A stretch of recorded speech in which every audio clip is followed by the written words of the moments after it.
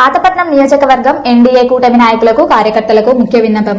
రామ్మోహన్ నాయుడు గారి జన్మదినం ఘనంగా జరపాలి. ఎమ్మెల్యే ఎంజీఆర్ గారు ఈ నెల 18వ తేదీన శ్రీకాకుళం జిల్లా ముద్దుబిడ్డ కేంద్ర పౌర విమానయాన శాఖ మంత్రులు గౌరవనీయులు శ్రీ కింజారపు రామ్మోహన్ నాయుడు గారి జన్మదినం సందర్భంగా పాతపట్నం నియోజకవర్గంలో ఘనంగా వేడుకలు నిర్వహించాలని ఎన్డీఏ కూటమి నాయకులు కార్యకర్తలకు పిలుపునిచ్చిన పాతపట్నం నియోజకవర్గం గౌరవ శాసనసభ్యులు శ్రీ మామిడి గోవిందరావు గారు ఈ సందర్భంగా ఎమ్మెల్యే గారు మాట్లాడారు.